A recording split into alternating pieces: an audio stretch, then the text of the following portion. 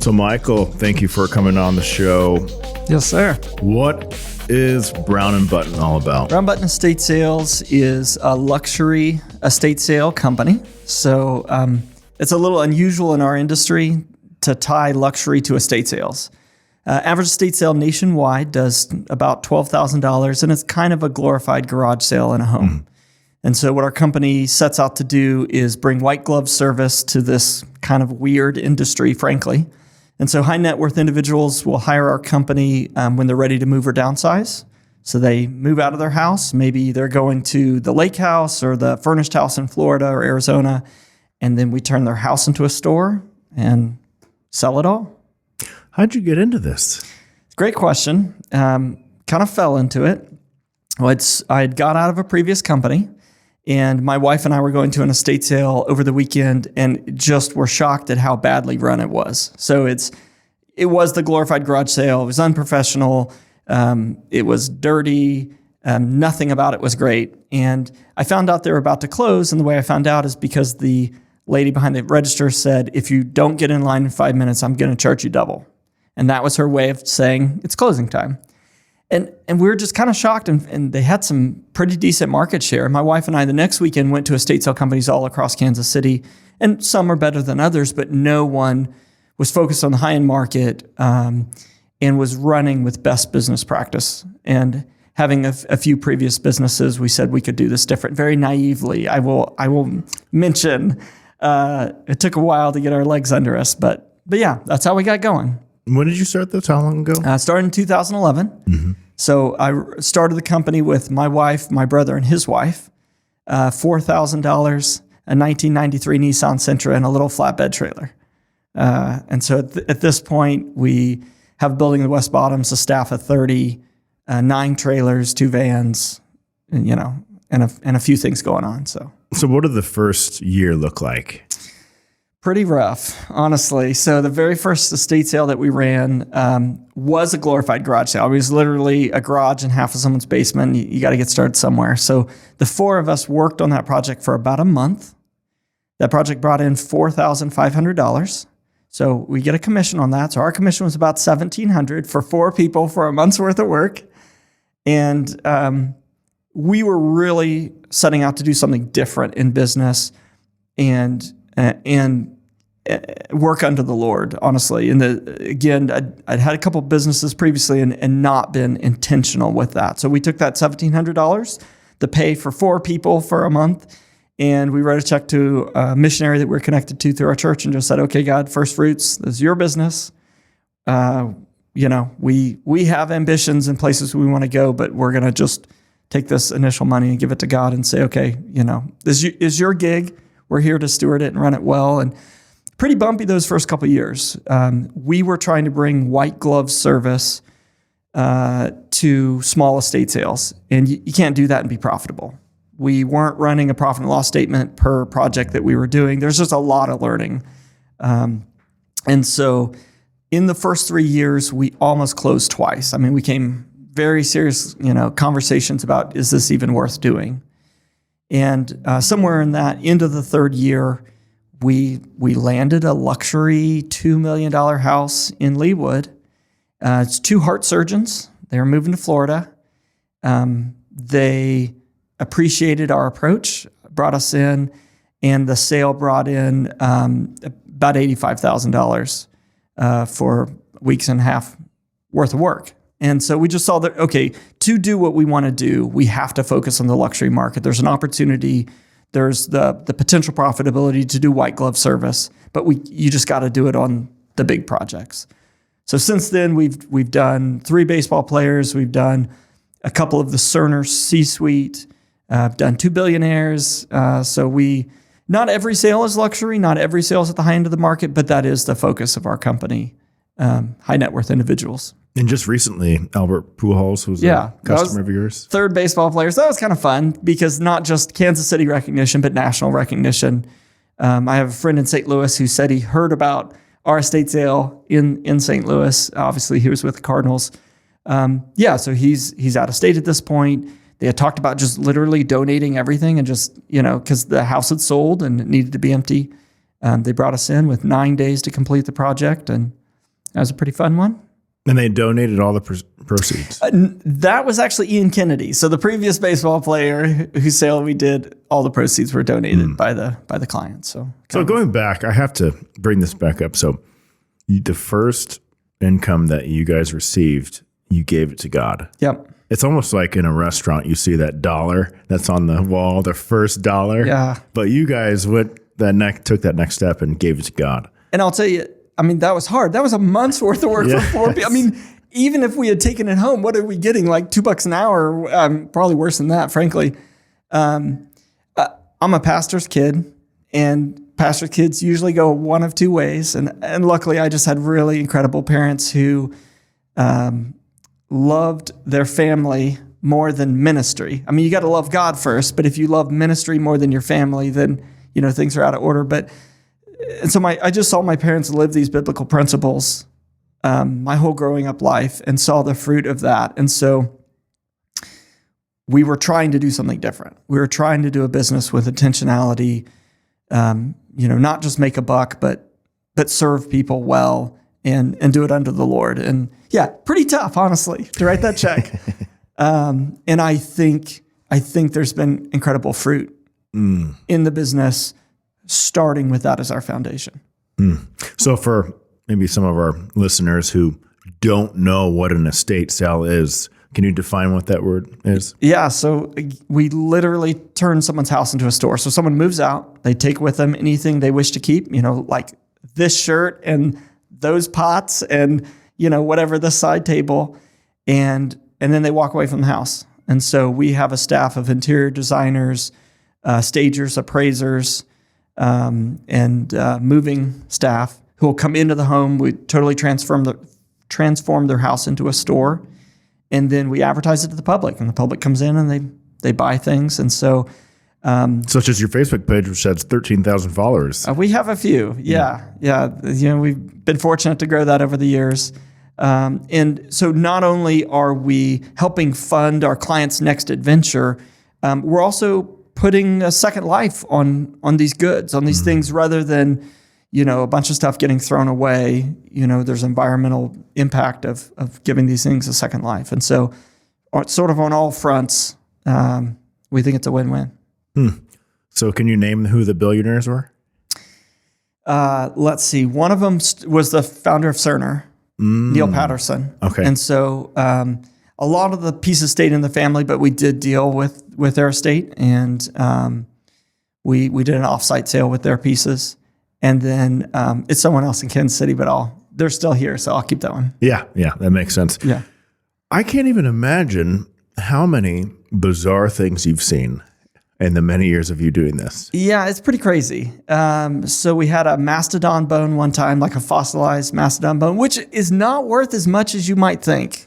And then one of the crazier ones, a piece of wedding cake from 1869.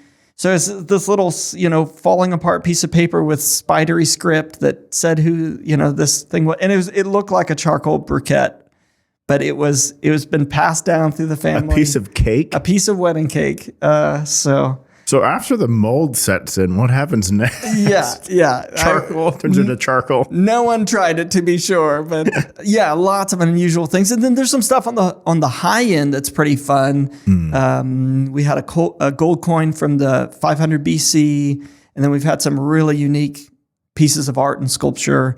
We were able to sell a painting for over 100,000. So just some really fun pieces on the upper end too. So the coin from 500 BC.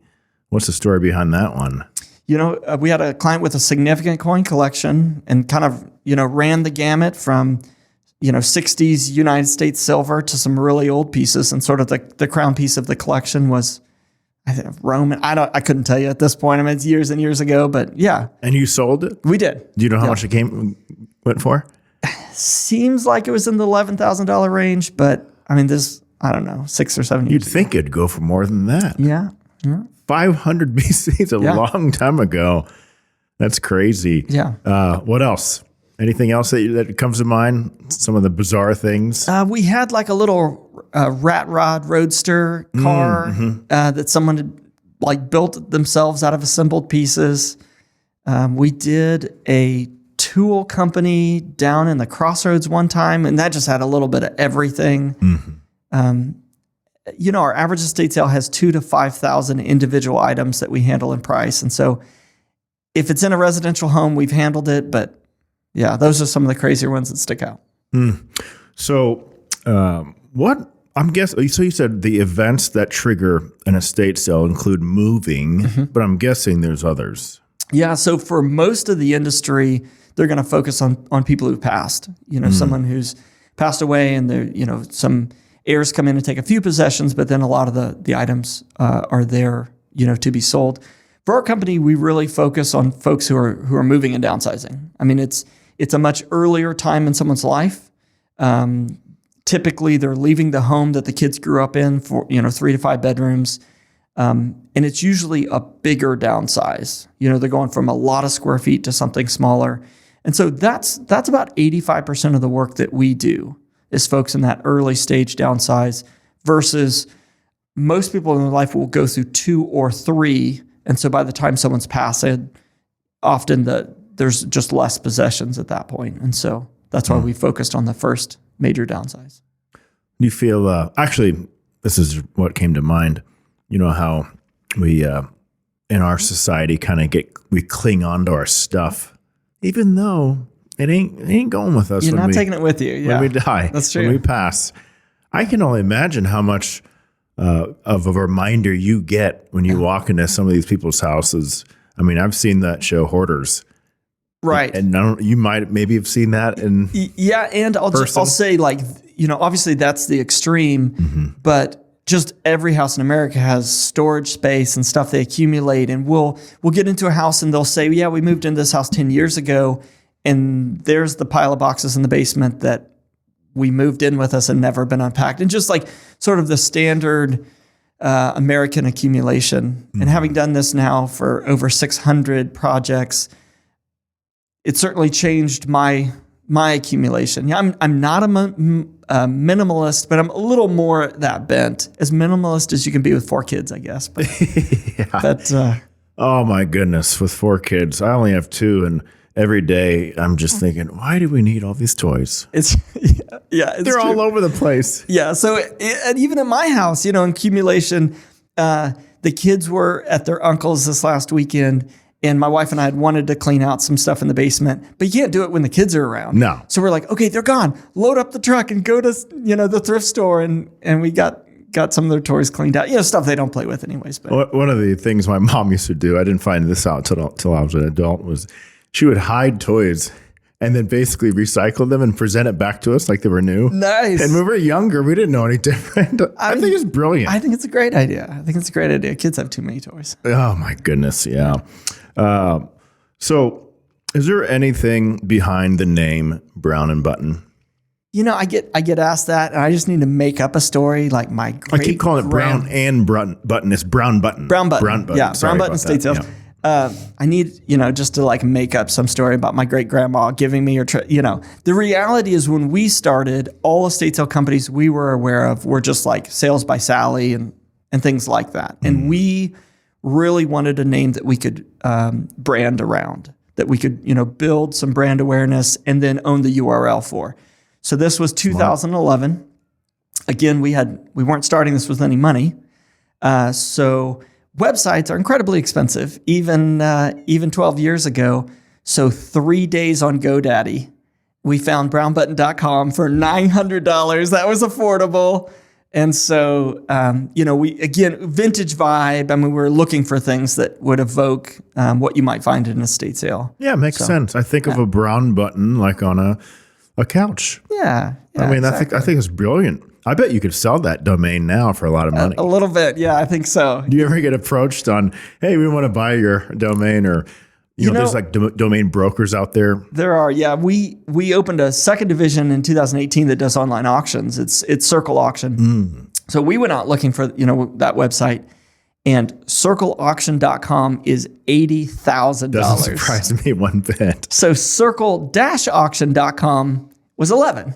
So we are circle-auction.com, and I don't think it's worth the $79,900 and whatever. So you said 11,000? for that? We didn't buy it. It was 80,000 is what they wanted for circleauction.com. But they can keep it. I'm happy with my dash. So you guys do online auctions as well? We do. That's the second half of our company. And what we found is we're working in really high-end homes in Kansas City. There's items that are too good for an estate sale. You know, original piece of art, original sculpture, high-end design. And frankly, Kansas City's a little bit of a small market for those kinds of items. Often East and West Coast will pay quite a bit more. And so for a number of years, we were brokering these items. So we would send them to auction houses outside of Kansas City, great auction houses. But what they were doing is turning around and putting them in an online auction. We have the internet in Kansas City. And so we launched our own auction division. And, so high-end art pieces, items often in the thousands, they'll go to that. And, East and West Coast bidders, international bidders. We have had bidders in 45 states and 68 countries for that side of our business. And so we're able to just get a lot more than we can in Kansas City. So you ship the items out as well to the bidder? That's right. And they end up paying the shipping costs, but yes, we'll help coordinate that for them. So, a good example is we had a piece of jade necklace. Kansas City market's not that strong. It's 2,000 to 3,000. You can look at the historical comps. We used some international bidding platforms, and 2 bidders in Hong Kong were like, this is the thing, we're bidding no matter what. So the auction is online on a Saturday afternoon, I don't know, whatever, noon or 1 o'clock. So I don't know what time it is there, but middle of the night sometime. And both of these guys were phone bidders. So we called them and they were like, I don't care. We're going to buy it. And they just bid against each other to 13,500, multiples versus what we could get in Kansas City. And we're able to bring our client quite a bit more. And so the 2 services really work in tandem. We're able to handle everything in someone's house through the estate sale, the household goods, the furniture, tools, et cetera. And then really, really high-end items with a collector market, we're able to take them to an online auction.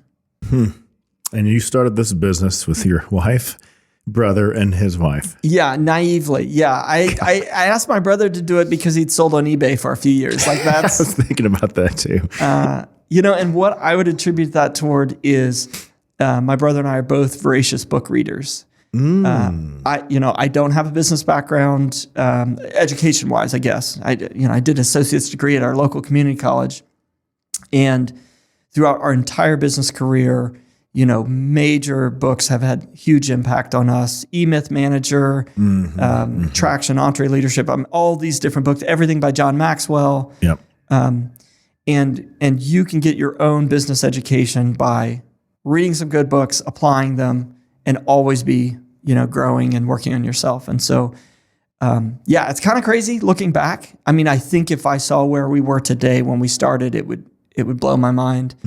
But, just reinvesting in the company, constant learning.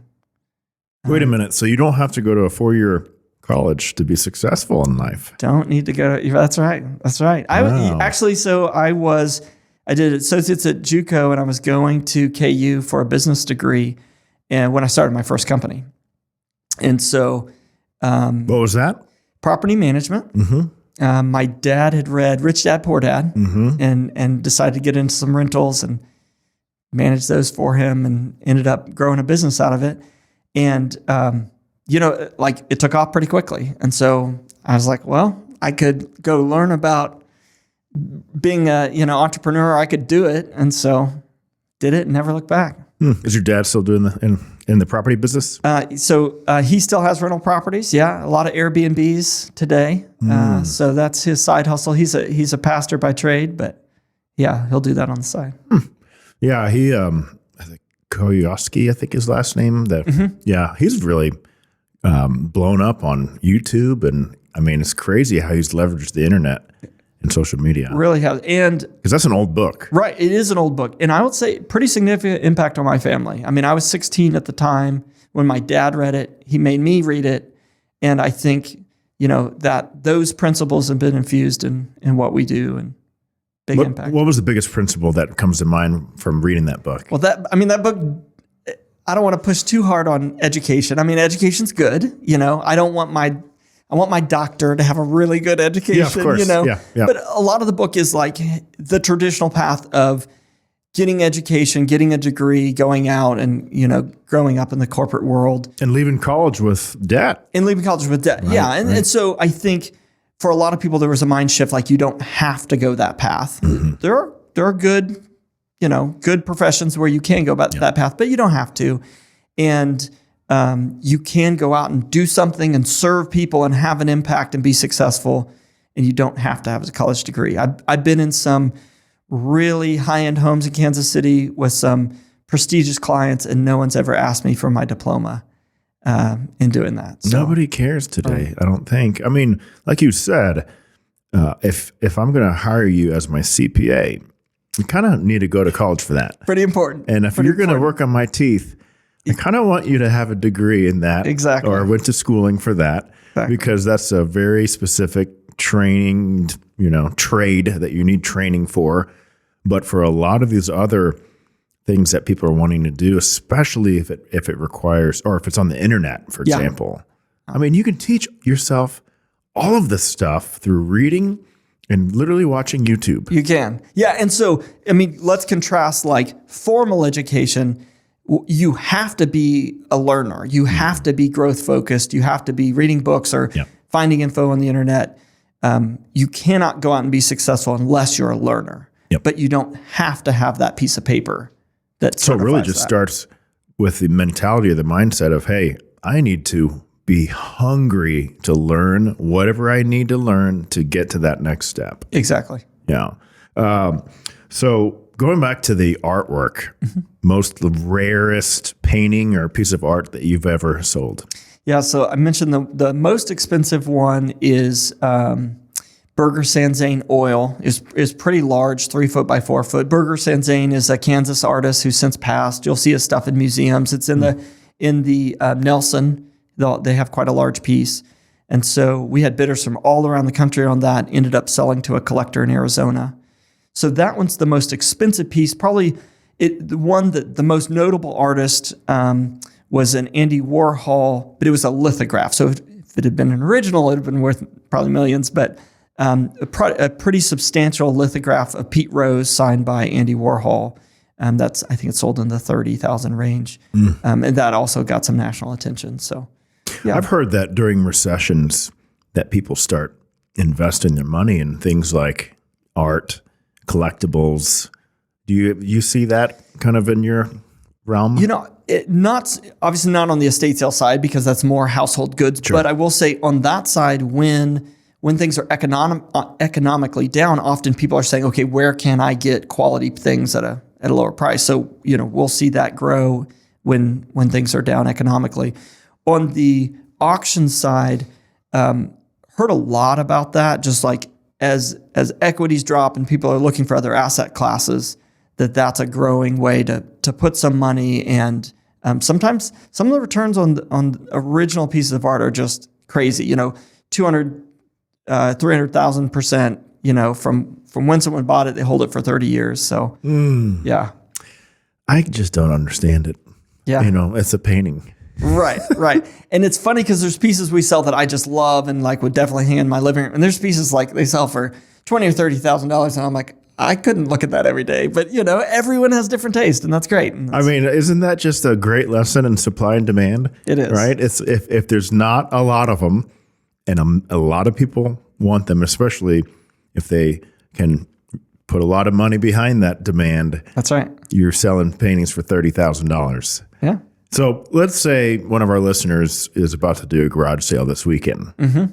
What kind of tips would you give them to get the most money out of that sale? Yeah. Most people overprice the bigger items like furniture and they underprice the smaller items.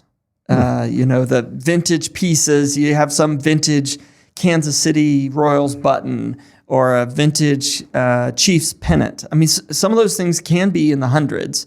And so, that's the kind of stuff people put $2 on and then they overprice their brown furniture that nobody wants. That has stains on it and dog hair. Right. Exactly. Yeah. And so an easy way to help understand where things should be priced is jump on eBay, but don't look at what people are asking for things. Look at what things have actually sold for. Right. So you run a filter, look at sold and completed items, and that's the real value of what you have. So if you did that, for example, on a piece, then if it said it was selling for 150, would you list it for 150 at a garage sale? Or would you maybe do 170 and give yourself some wiggle room?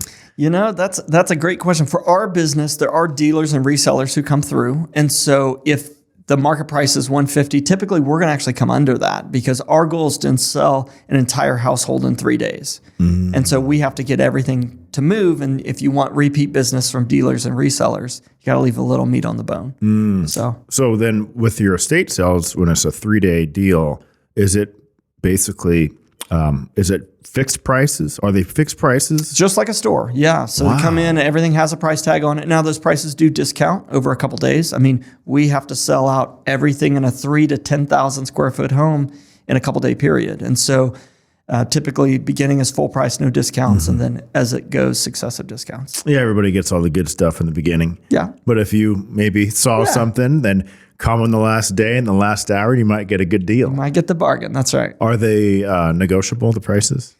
With our company, they're not. Most estate sales, they are. But we just have a set published discount structure. So that's what we stick with. What has been the toughest part about running your business over the last, you said 2011? So then it's been, 11 years? 12 years? So 2 answers. The first and most obvious is COVID. We are a people business. We get large groups of people together and they shop with us. A little bit like Black Friday sort of events. I mean, kind of mobs of people. And so we had a full pipeline of projects. Spring is our busiest season. So March of 2020. And we were trying to do something. COVID was coming. People were scared. We were trying to do some things different. And then the city shut down. And we weren't essential apparently. And so I can't remember how many on staff. I had 25 maybe at that time. And these are people who have rent to pay, and we as a company went to zero revenue. And, these are people who they rely on us for, their income. And so probably the most stressed out I've ever been is how are we going to care for our people?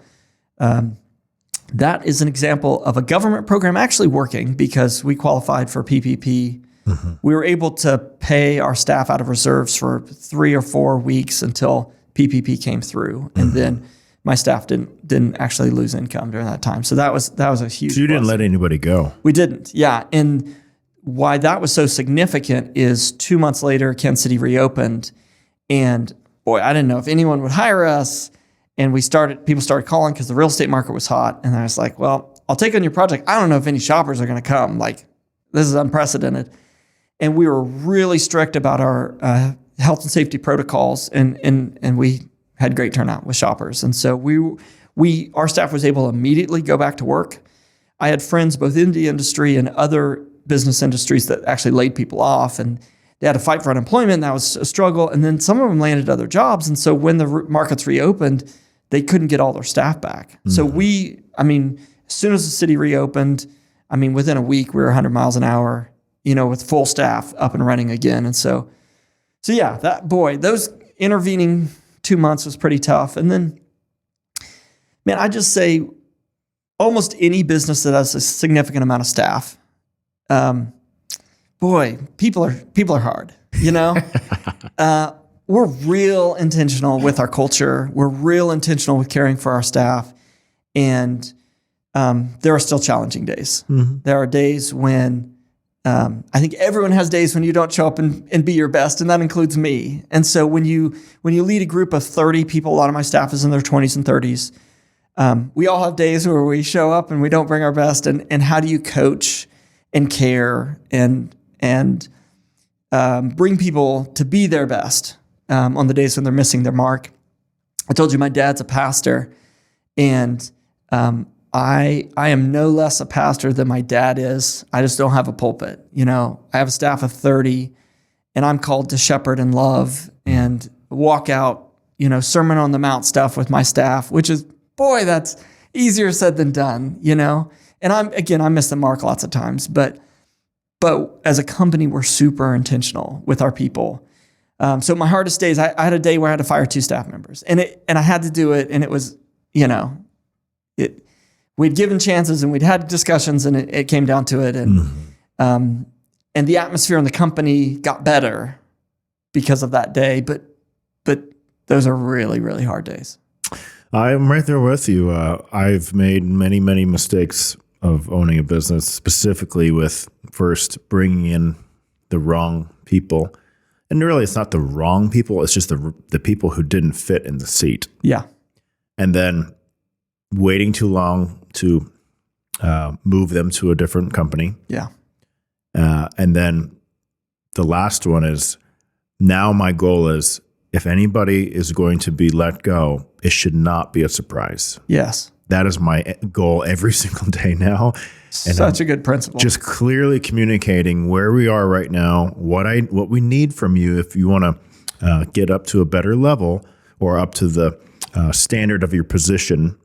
But here's your time frame. Yeah. And if it doesn't happen, then we tried our best. Right. Yeah. We just got to shake hands. Yeah. And those are key principles that anyone in business should run with and own. And early in business, we took too long. We gave too much grace and weren't clear enough. There's a saying, to be clear is to be kind. And I just really work to implement that. When people are missing the mark, be super clear and say, care about you, but to stay in this seat, this is what it requires.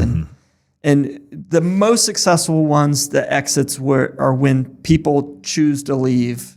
When you have those repeated conversations, when you say, here's the standard, here's how you're coming in, and ultimately they choose to go.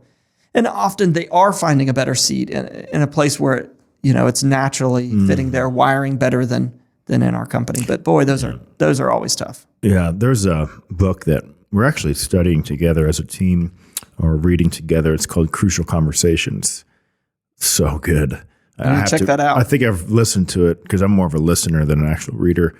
And I've gone through it 3 times and I still have to keep reading it because there's so much content there. Because I know that a lot of people, or even most people, are not confrontational. Right. Non-confrontational.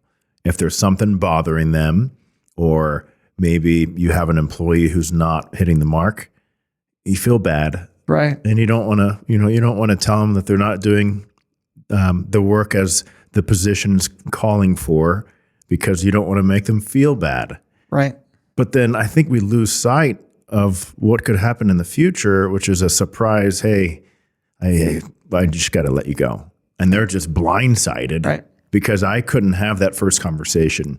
So that Crucial Conversation is a great book. What's your BHAG for your business in the next 5 years, which is big, hairy, audacious goal? Double.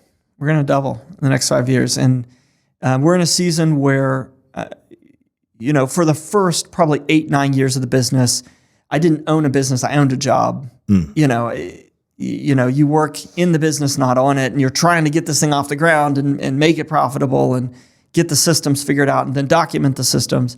And so we've really transitioned to a place the last couple of years where it's more owning the business, getting to work on it, refine it.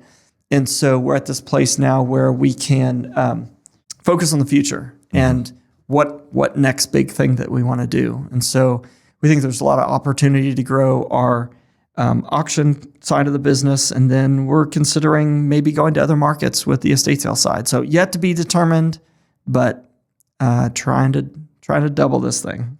So your guys' differentiating advantage, it sounds like, is when you walk into one of your estate sales, it doesn't feel like a garage sale. It feels maybe more of like you're walking into a store that has got their stuff together. Our goal is to be the Nordstrom of estate sales, that our staff is very customer service focused, that you're going to get greeted. If you have questions, they're going to take time to help you. If you buy something, our staff's going to load it up for you. They're not going to say, hey, time to or get out of here in an hour or We're going to charge you double. Yeah, exactly. Yeah. And so every company that you interact with, you leave with a feeling. And your day can be better or your day can be worse. I went to an auto parts store that I won't name here in Kansas City the other night, and I wanted them to figure out why I've got a light on my dash. And there was no one in the store. It's just a couple guys. And they looked at each other and sighed, all right, are you going to take care of this guy? And it's I feel like I'm inconveniencing you, and I'm the only person in the store. And my goal is when you walk into our retail space, even though it's in a residential home, that you feel cared for, you feel important. And again, I mean, with thousands of customers every year, do we do that every time? No, but really are focused and intentional about making that happen as a company. I was looking at your website and I noticed that you guys are wearing tithes. Is that what everybody's wearing at these estate sales? Our managers sure do. We did for years and years, and one of my moving teams says, I love this company, I love this job. The only thing I hate is moving furniture in a tie. So we listen to that. Most of our guys have polos now, but yeah, I mean, our managers certainly are going to be. Why do you do that? Man, I just think it's a matter of like setting that table, It's a matter of establishing something in the client's mind or shopper's minds. This is a different environment. We're professionals here. This is what we do day in and day out. We're here to serve you. If you go to a fine dining restaurant and your waiter's wearing a t-shirt, you're gonna question what's cooking in the back. Amen to that. Yeah. You and I are on the same page because there is nothing more disappointing than when a business doesn't get the simple things right. Right. Such as putting somebody at the front who's going to be greeting your customers that is sociable, positive, smiles, and doesn't make a big sigh like you're now interrupting their day when they're getting paid at work to serve the customer. But now all of a sudden you get this new customer comes in and now their entire experience is ruined because that first impression was completely failed. Exactly. Yeah. It's just a simple thing. And, I'm not saying it's easy to find those people, but they're out there. Right. I mean, look harder. Look harder. Yeah. And one of the things that we do is we'll do some personality assessment. Yep. There's an easy one out there called the DISC profile. It's like 11 or 15 questions. It takes someone 20 minutes. And it just helps us have a general understanding of people's natural wiring. I should never, ever do the accounting for our business because it'll be an absolute disaster. God didn't make you like that. Right. But put me in front of a client who needs a project completed and wants the details, and that's my place. And I think with all of our staff, we can take the time to understand a little bit about who they are and then put the people in the right seat where they're going to succeed and frankly, enjoy their job more. Exactly. Have you ever heard of Culture Index?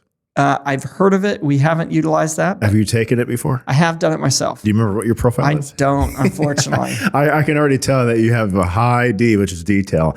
But going back, one thing I have to add with the easy things. It's interesting too because it also includes answering the phone. So, for example, restaurants taking out or just receiving takeout orders.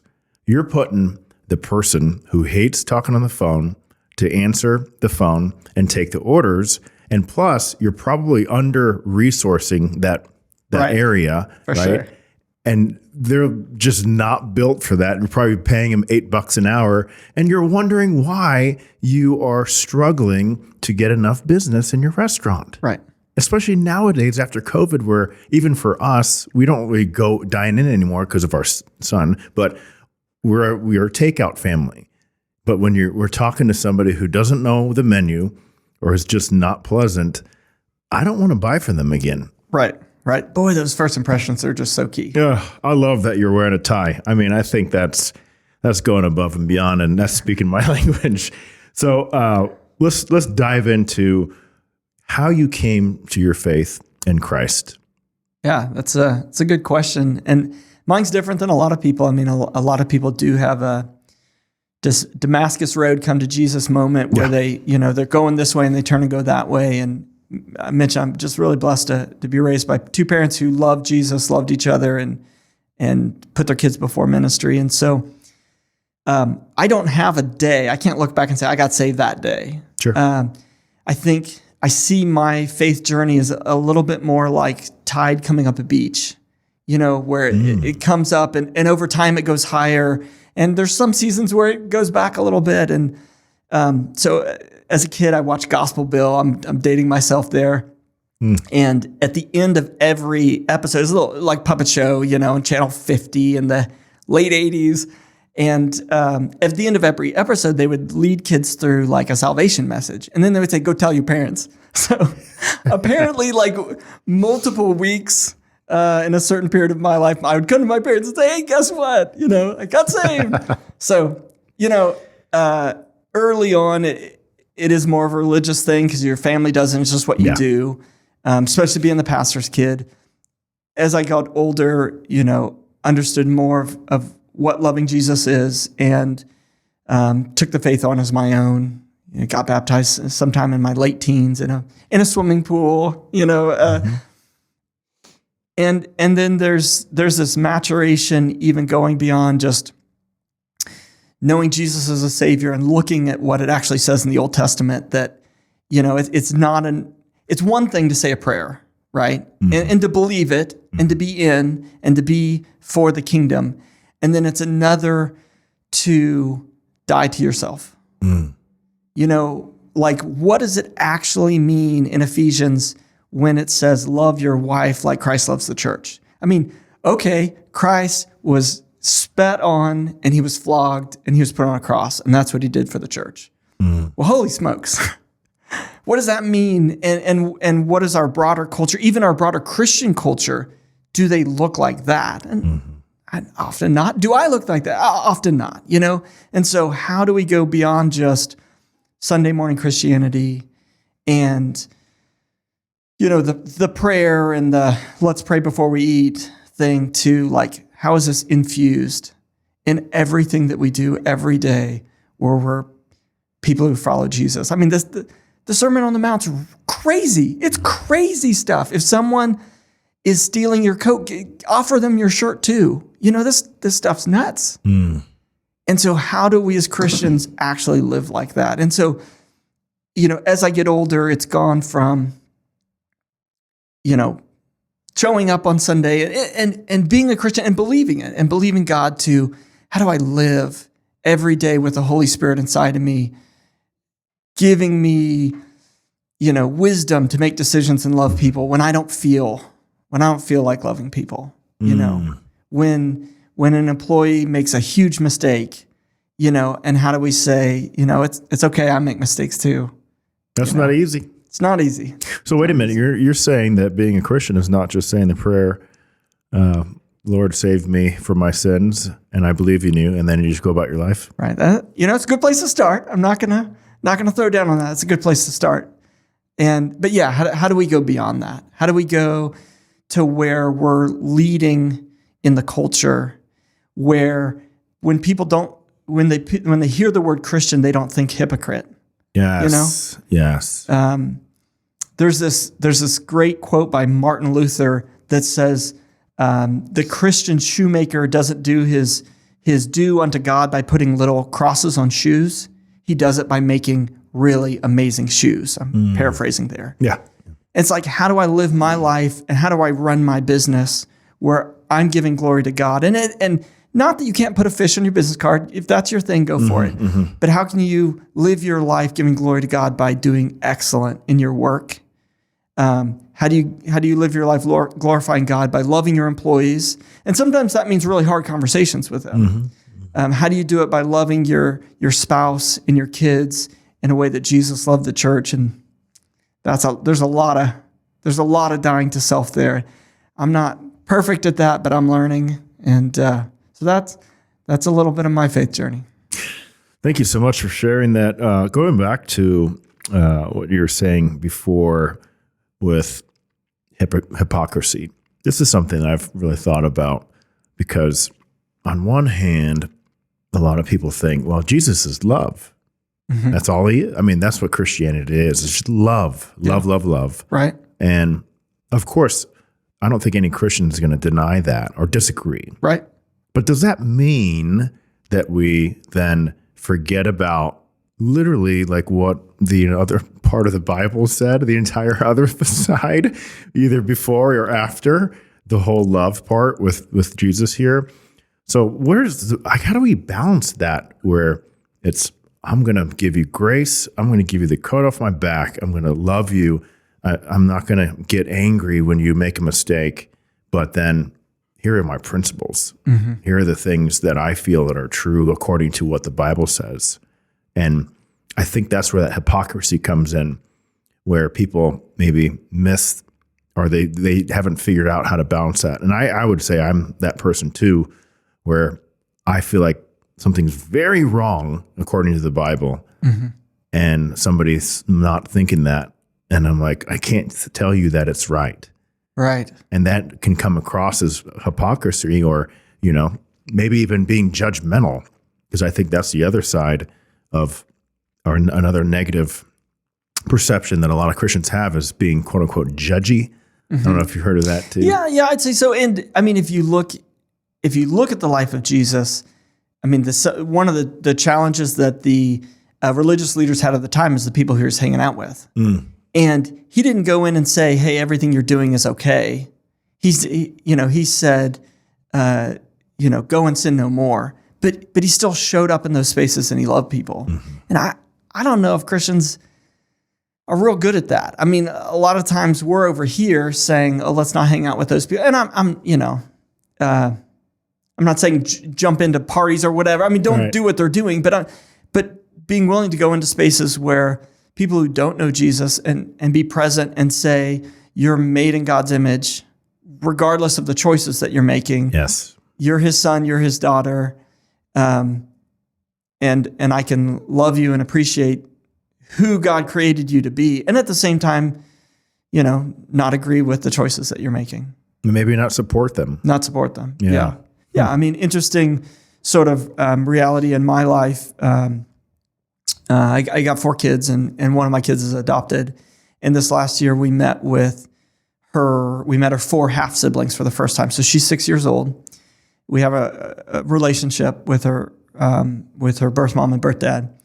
And one of her step siblings is trans and 18, 19, the middle of transitioning. Whoa. I mean, this is how do we love? How do we protect our daughter's heart? How do we love? How do we represent Jesus here? And the way not to do it is to jump on social media and fight for our rights and be jerks. The way to do it is to look someone in the eye and say, I care about you. And, I think that's the reality of what being a Christian is. And that's way easier said than done. And I mess it up a lot. Well, we're living in a complex world. Yeah. A really, really different, unique world that does not always give you the most easy situation to handle. Yeah. But I think that's on purpose. I think it's on purpose. That's called relying on the Holy Spirit, the Word, to guide you. Yeah. But I definitely can see how that could be pretty difficult, especially, everybody has their own choices in life. Right. You make your own choice, but we do have to be there for our kids on what is going to be right and wrong. Yeah. According to the Bible. Yeah, absolutely. Yeah. And if you look back at the life of Jesus, he almost always laid down his rights, and the only people that he got confrontational with were the religious leaders. And that's just that's an interesting metric to apply to your own life, is the sinners and the outcasts and those at the edge of society. He said, I want to be with you. And the religious leaders are the ones he called a brood of vipers. And I'm obviously not suggesting we go around calling pastors vipers by any stretch. My dad is one. But how can we have that perspective where we're, as Christians, as those who represent Christ, we're not first concerned with fighting for our own rights? That we actually demonstrate love by laying our rights down, by putting other people first. So how do you balance that, though? So if you're not first thinking about yourself and you're really trying to show love to the other person, but there's a disagreement there. How do you balance that? Oof. And that's the real question. If you look over the last handful of years, certainly sort of the mesh of Christianity and politics and social media, often people are trying to convince someone, and you look at the ways that they're doing it, and it just doesn't look like Jesus in their tone, in their speech. I think it starts with that is you can tell people, hey, I disagree, but how you even share that you disagree, I think is really important. Especially nowadays, because it is really difficult to have those tough conversations. Yeah. And I think that it's just been worsened, I guess, with social media, because now, it's such a different conversation when you have it behind a screen. Yes. And having it in person. Yeah. One of the things we talk about with our managers on our staff is the importance of building a bridge with other people before you try to bring this load of correction. Think about, everyone needs correction and feedback at times, right? And so picture that as like a dump truck full of heavy rock. And what too many managers try to do is, they have some connection with an employee, and maybe that employee's obviously missed the mark. And so then they try to bring this dump truck load of correction across this rickety toothpick bridge. The thing collapsed, and they don't understand why. And so I think that applies in the workplace, but I also think it applies to us living our life as Christians to don't try to bring correction to people that you don't have a relationship with. It rarely goes well. If you're in a place of authority, if you're a pastor in a church, obviously you are responsible for the people there. If you're an owner of a workplace and you have employees, you're obviously responsible. And in every arena, bring relationship before bringing correction. John Maxwell says people need to know how much you care before they care how much you know. Mm-hmm. And so if we first focus on connection and then, when appropriate, bring correction, it's going to work a whole lot better. Maybe that bridge is trust.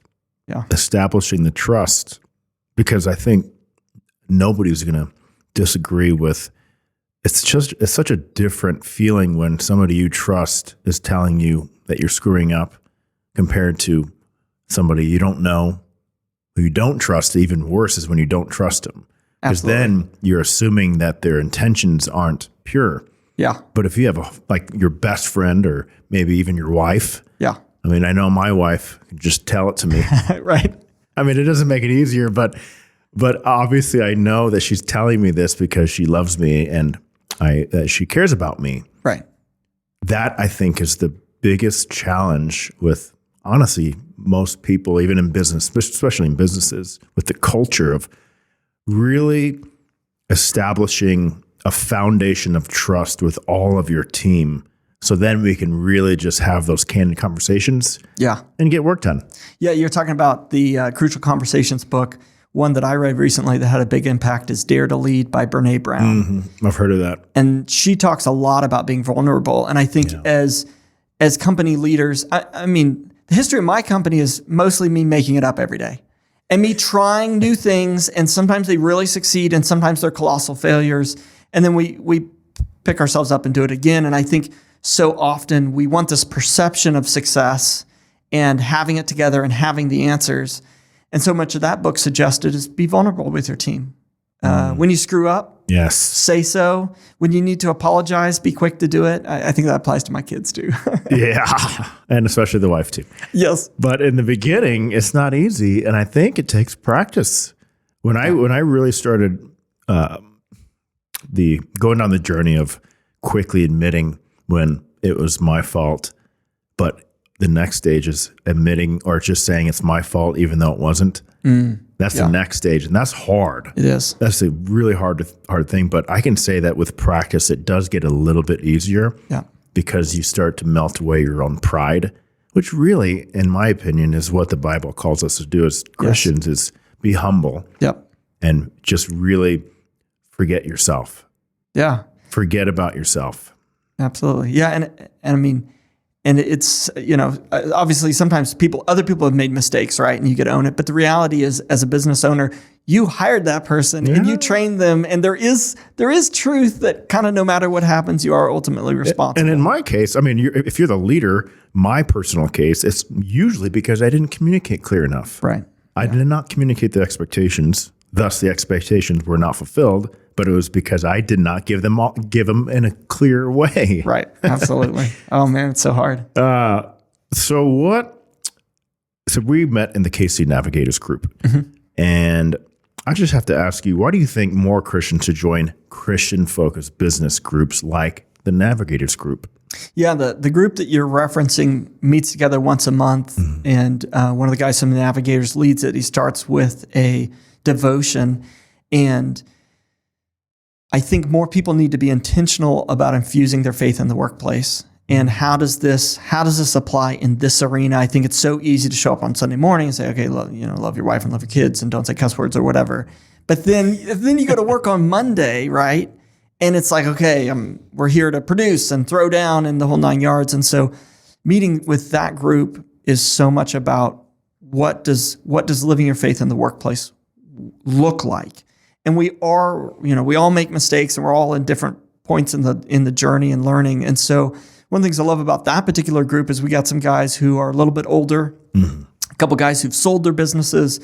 One guy at one point managed, 300 people, and I'm somewhere in the middle of the journey. And there's a couple of guys younger than me, and boy, there's so much learning in that to say, okay, what does loving people mean in the workplace, and how do we do this differently? And at the same time, I'm not a nonprofit. I'm not a church. We have a bottom line that matters at the end of the day to keep these people employed. And how do I approach a for-profit business through the eyes of Jesus? And that's it's been really good being a part of that group because they've come and strengthened me in that area. I don't think we were created to do this ourselves. That's right. Even in business. That's right.